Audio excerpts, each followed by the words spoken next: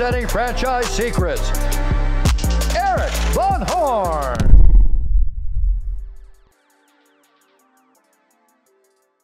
If you're not a part of the Franchise Secrets Facebook group, what are you waiting for?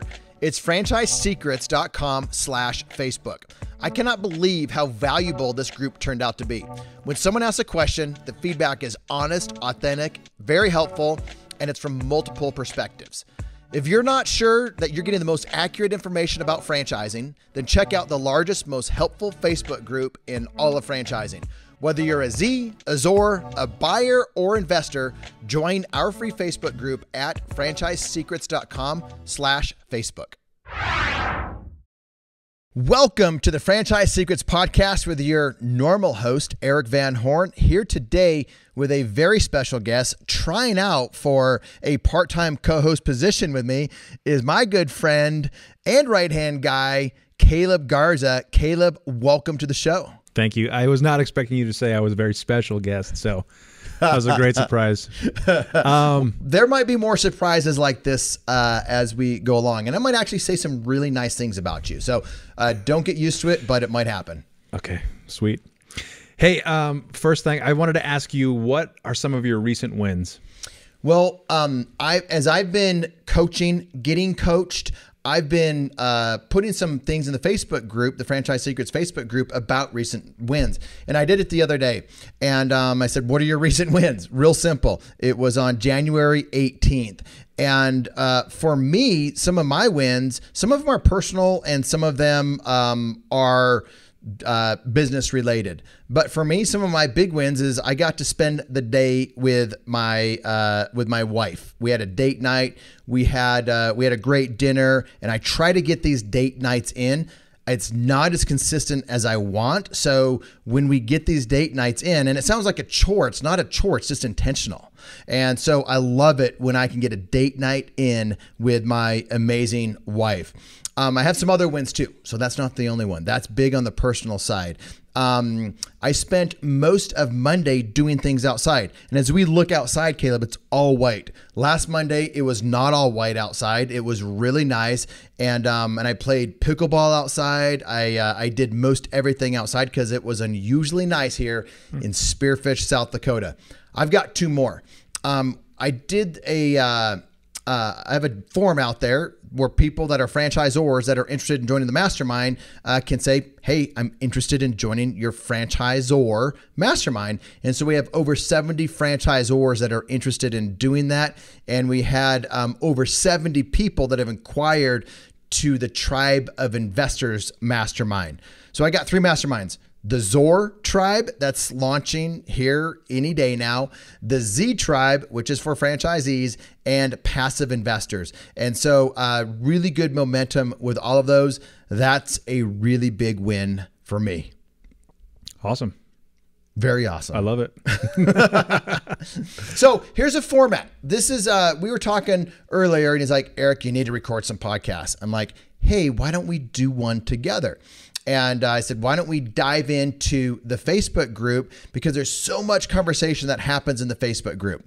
And I'm looking at it and I'm always thinking stuff and I want to say things, but I'm not always commenting in there because so many people have such great things to say. So I thought, you know what? It would be fun to get in there and to ask, to provide some commentary on some of the most popular threads or threads that Caleb thinks are important or that I think are important. But I wanted to finish up with a couple quick wins before we get into that. So get ready, Mr. Garza. All right.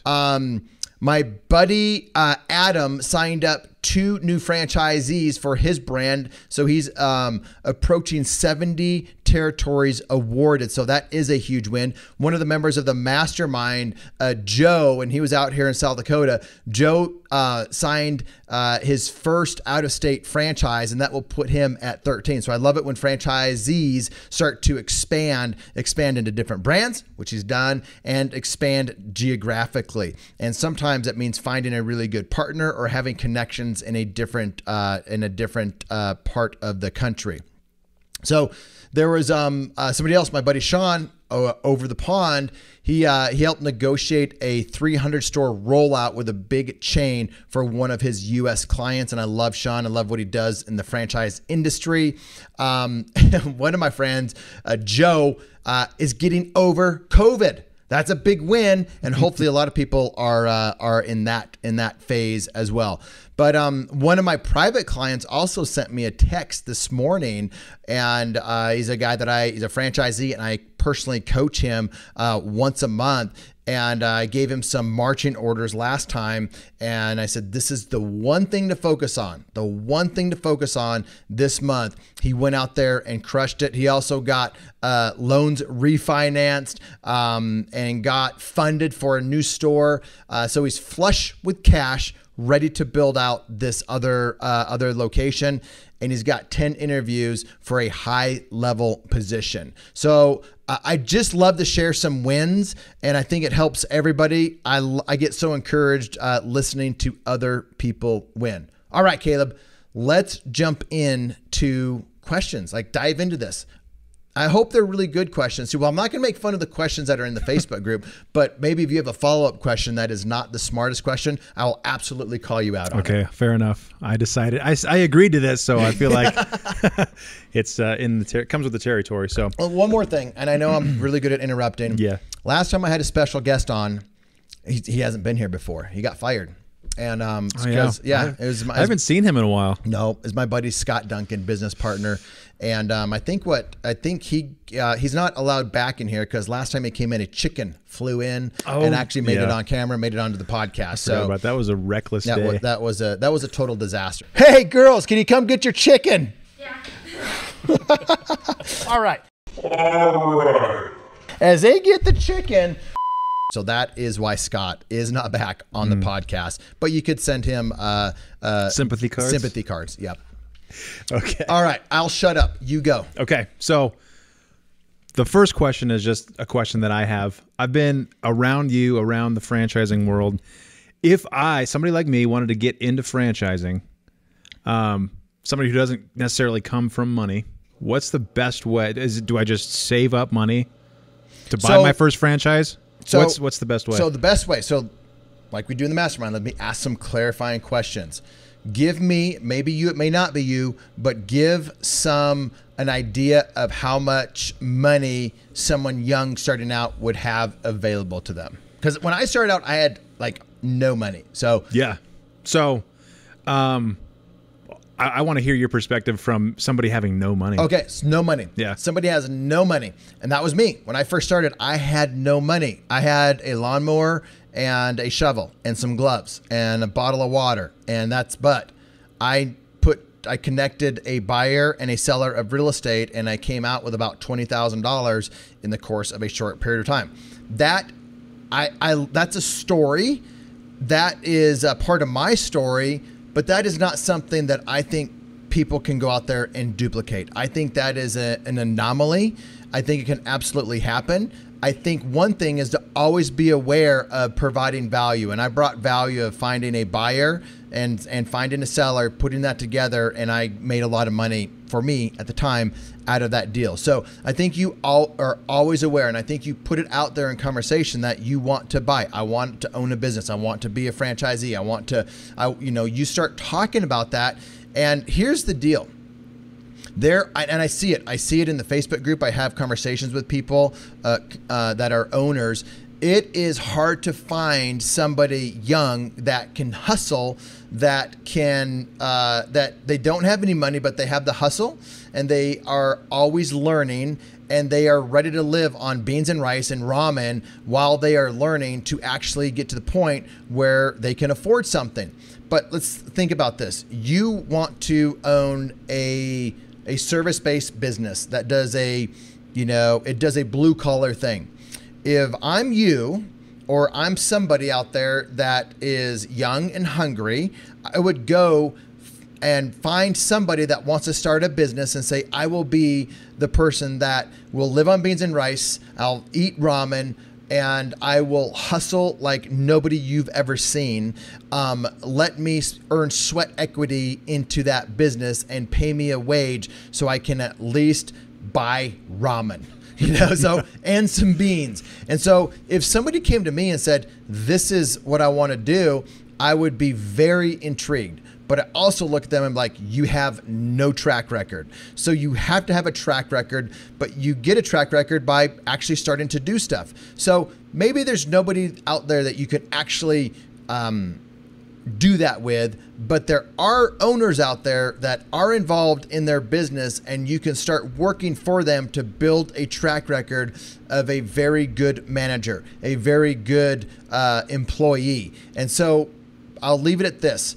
You need money to start a business, but that might not be your money. It might be, it's usually somebody else's money. It's the bank's money. It's an investor's money. It's a family member's money. It's a stranger's money that wants to bet on you. There is money out there. You just have to find it. It is not easy to find, but it's out there. And you don't take a job to earn a paycheck. You take a job to build relationships, to learn a skill, and create your resume. So somebody will be like, I want to bet on Caleb Garza. So you find somebody that you build that resume that somebody says, I will bet on Caleb Garza. That's the way I would do it if I was starting over and I had no money. So if somebody came That's a horrible question. What? So if somebody came to you and they asked you that, they said, I want to build sweat equity. Just pay me the minimum so that I can learn, so that I can grow in this business. How would you vet that person? Because chances are they don't have a track record. What are you looking for in that person that would get you to the point where you're like, okay, I'm going to take a chance on you? I would say, come work for me. And there's no promises. I'm paying you a fair wage, and you prove yourself, and I will train you, and I will help you, and I will give you insight into the decisions that I make and why I make them and how things are getting built and whatnot. So that's what I would do. I would just go work for somebody. Now, you're married. You have a new little baby. Congratulations, by the way. Thank you. That was really nice of me to say. That was really nice. But so you're in a different position. And I was in a different position when I first started out because I didn't have any experience. And I grew up in an entrepreneurial family, but that was about it. So, but I didn't have a wife. I didn't have a baby. It was me, and I could do whatever I wanted. So if looking back, if I could have done, I would have gone to work for somebody for free, for the thing that I wanted to do, or very little. Like, find somebody that is a mentoring type person and say, I want to learn from you. I'm not going to work for you, and let them know I'm not going to go work for you for a job. I'm not working for a paycheck. I'm not working for beans and rice, but I'm working to learn. And if you're out there and you want to do that with a franchisor or a franchisee, go do that. If you want to learn franchising from the franchisor side, go do that on the franchisor side. Or if you're in marketing, go find a marketer that you would want to learn from. Think about this. We all know most people know who Gary Vee is. People would die to be an intern for him, saving up money just to work for him for free for a year. The connections, the things that you learn would accelerate you so fast. So people are going to college. Nothing wrong with college. I went to college, got a degree in business. But if I was to do it all over again, in today's time, it's a different time back then because I'm a little older and wiser than you.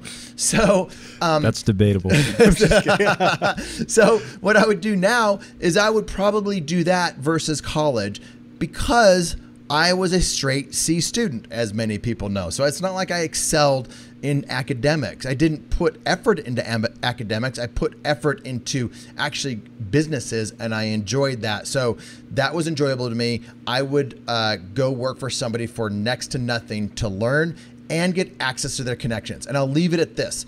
I know people that are big players today in ad agencies, YouTube agencies, Facebook agencies that went to work basically for free for some people that were really good at that. They learned it and they got their connections, and then basically with their blessing, they went out on their own and they're absolutely crushing it. So that's a perfect example. And I had a conversation with a guy named Dean Graziosi about 3 years ago on this exact subject when we were just talking outside of a mastermind meeting, and he was starting to groom some employees like that, build them from the ground up. And some of those guys have gone on to do some really cool things. Awesome. Well, thanks for that. Let's stay on the topic of learning. So Diana, I think it's Diana, maybe Deanna. She asked a question: is there a book out there for brand new franchisees that anyone recommends? And along that line of learning from people, what books would you recommend for a brand new franchisee? So I would recommend Rocket Fuel by Gino Wickman. Gino has been on the podcast here. Mm-hmm. He was great not podcast, by the way. It was a good one. Podcast. Gino was not an easy guest to get on too. So some of my guests, like Robert Kiyosaki, are not easy to get on the podcast, and so I love it when I get people like Robert and Gino on the podcast. And usually, what happens, just a side note, you get private conversations with them before and after the podcast. So, and that's how my friendship with Badris Koulian with FitBody really started, because of a podcast. But Gino wrote a book called Traction. That is a thick book. I would look at the book called Rocket Fuel, because that really is the summary of Traction. Traction's kind of like the workbook to Rocket Fuel, but it will help you understand you, which you're probably a visionary, and it will help you understand the person that should be working with you in your organization, who's an integrator. Or maybe you're the integrator and you have a visionary on your team, or somebody around you's the visionary. But really, a lot of businesses have those two dynamics. It's the founder and COO, the visionary founder and the COO, who is the integrator, getting things done. And we just hired somebody that does some integration for us. You know, we were just texting before this.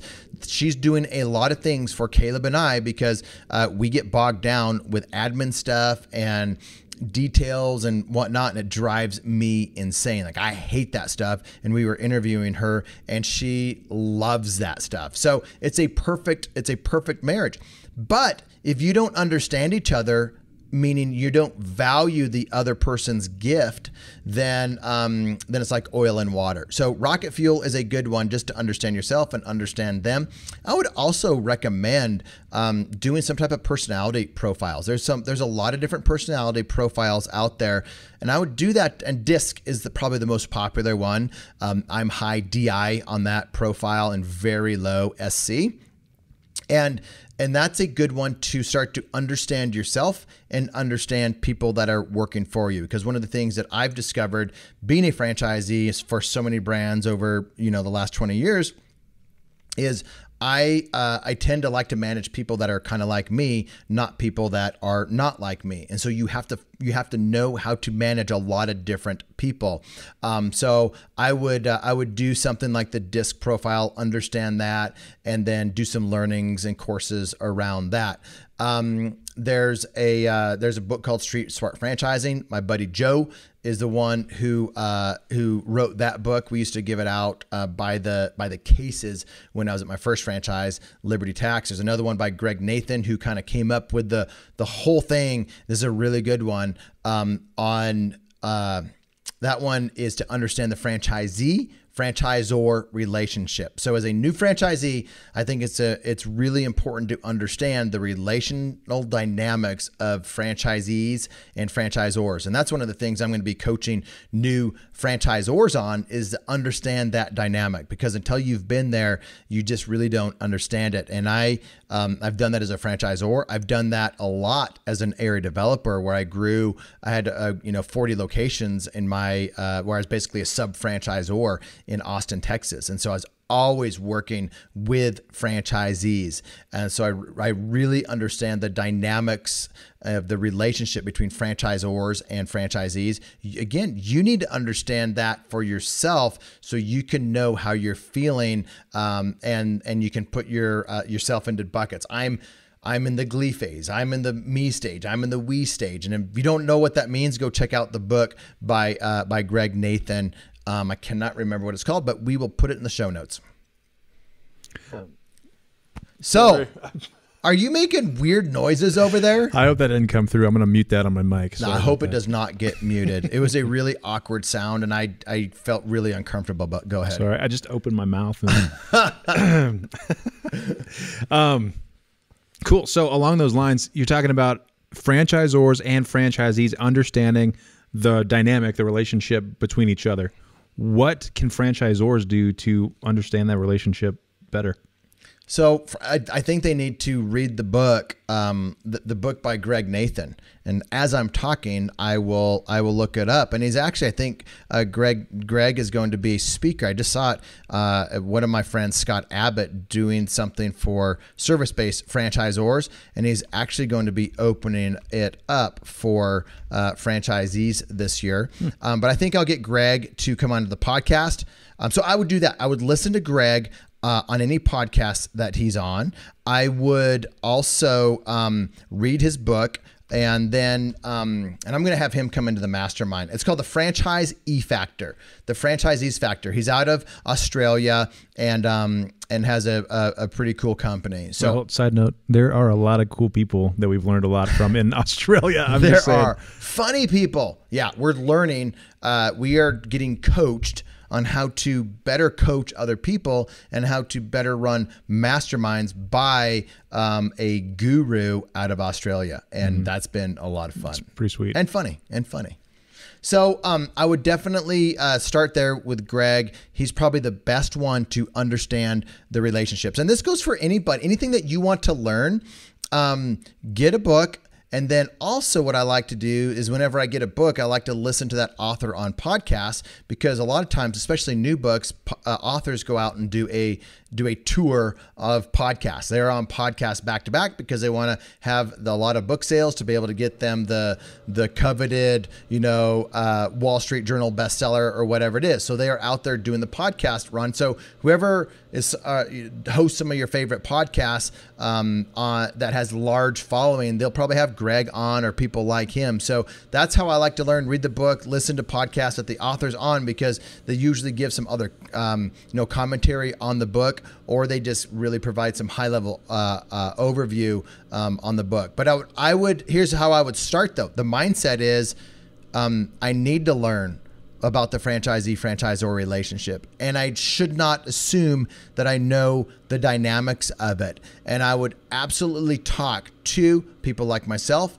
other franchisors who have had to deal with different types of franchisees. And all it takes is 10 franchisees or 20 franchisees, and you're going to start dealing with the dynamics of them. And I've seen, just like clockwork, go through the series of stages that Greg points out in the franchisee factor. So as a franchisor, you just need to know, like, this is going to happen, and don't take anything personally. Here's how I think of it sometimes. Especially like as an area rep, area developer, franchisor, you're never going to make them happy. You just won't make the franchisees happy. I know, I've been a franchisee. Franchisors haven't always made me happy. And you, any failures that you have as a franchisee, you usually blame the franchisor instead of looking at yourself. And that, as a franchisor, that really sucks, but that's probably going to happen.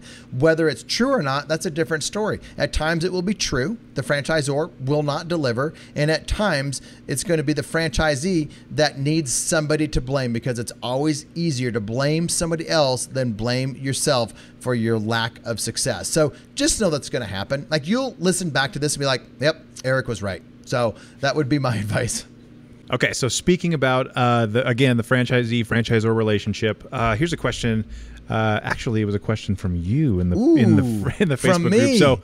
So you tell me if your question was a good question or not. I think it's a good question.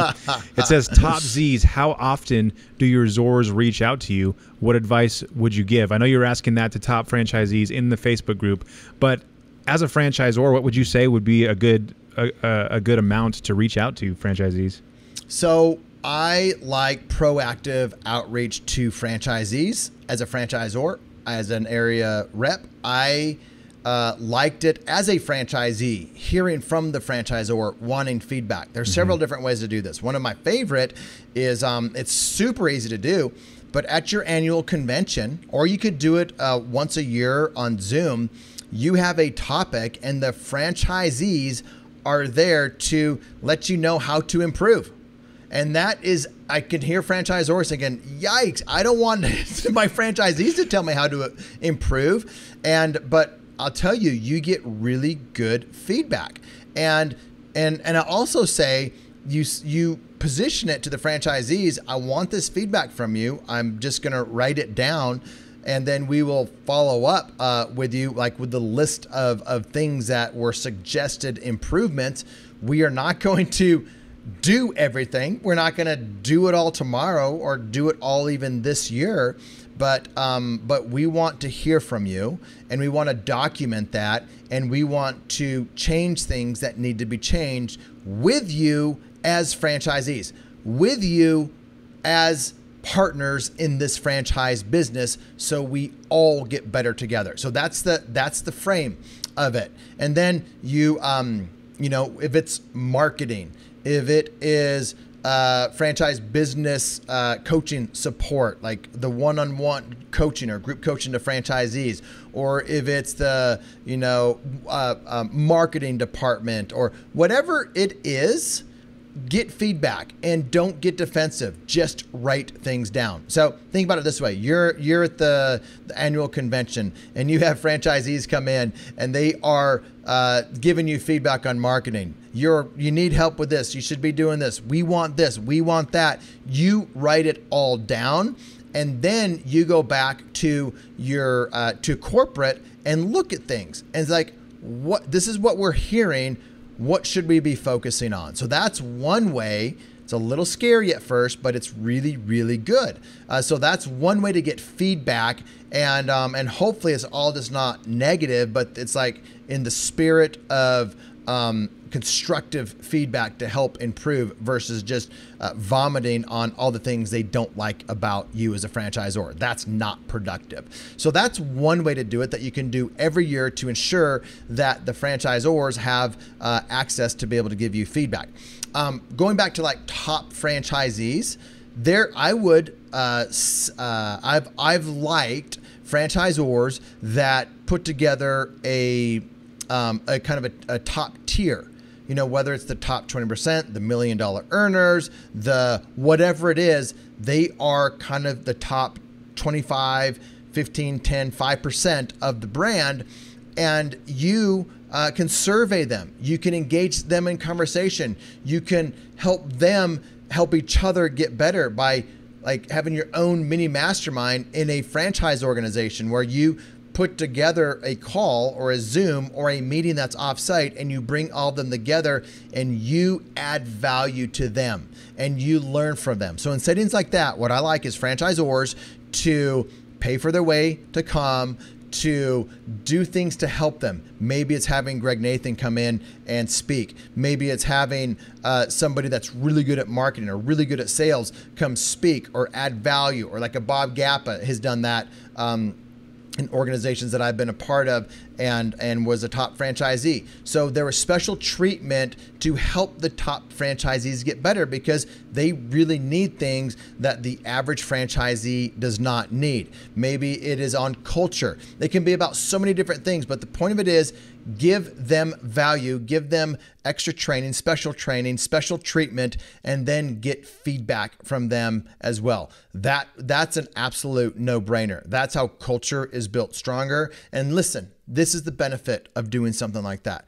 Those franchisees are now going to be coming out of that more motivated, better equipped, and now they are the ones that are going to help lift up the entire system because you are lifting them up. You have other franchisees that are going to complain about X, Y, and Z. You're going to be like, we just finished a meeting with all the top franchisees. They never once said, they can't do this or can't do that. So it is not a franchisor problem. It's you as an underperforming franchisee problem. I wouldn't say it like that, but that's what it is. You say, how can I help you? Let me put you in touch with somebody that was experiencing that before. Now they're a top performer. You put them in touch. Everybody starts to get better. And now the franchisee is learning from other franchisees versus just somebody from the corporate office that heard it from somebody and trying to regurgitate it. So anyway, a few thoughts, my buddy. Love it. Good job. So let's end it out. I'm going to ask you one more thing. Uh-oh. This is just from the Facebook group again. 2022 is going to be blank. What do you say? What's 2022 going to be like for you? It is going to be my most fun year in business ever. This year, I'm doing the things that I want to do, and I'm not doing the things I don't want to do. I am doing the things that I'm really good at. I'm not doing the things that I'm not very good at, but needed to do. So if it's hiring somebody to do some of the things that I'm not good at or I don't want to do, I don't do it. I'm not going to busy myself. I've done that in the past. I'm not doing that because so many people want my time. And they want your time. And I'm getting really good at saying no. It's hard to say no, but I'm getting really good at saying no.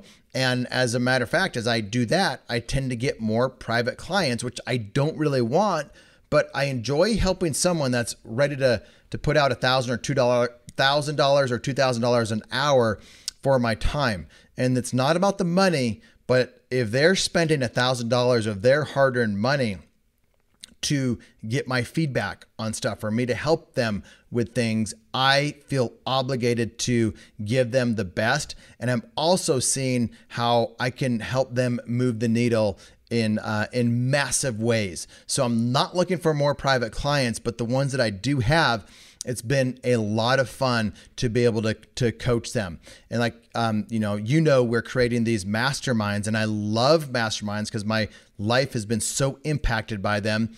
But even as I create them, I'm not doing the things that I don't enjoy about masterminds. I'm creating them to be something that's really enjoyable for me, plays on my strengths, and where I'm weak, I bring in other people to compensate for my weaknesses, and just have a very great group where I can have massive impact on franchisees and franchisors and passive investors, and I'm already seeing the fruits from that. So I'm enjoying using my 20 years of investing and franchising to help other people get to where I am faster or go way beyond me with my help. Right on. Awesome. Well, thanks for listening to the Franchise Secrets podcast. We'll see you next week. One last thing before next week, I didn't even get to give you a hard time, like a really hard time. You were just pounding me with question after question. Got to keep you on your toes, man. What am I supposed to do? You certainly do that. You certainly do that. Man, it's been fun, though. We will see the feedback that we get from the audience before we ever, actually hire you full-time as a co-host. Okay. Well, I didn't bring a chicken. Keep that in mind. Scott, maybe we'll see you soon. You never know. See you, everyone. Thanks for listening to this episode of the Franchise Secrets Podcast. Whether you're watching or listening, please make sure to subscribe to my YouTube channel and to whatever channel you're listening on. If you want my help with anything from buying a franchise to franchising your business, please visit franchisesecrets.com.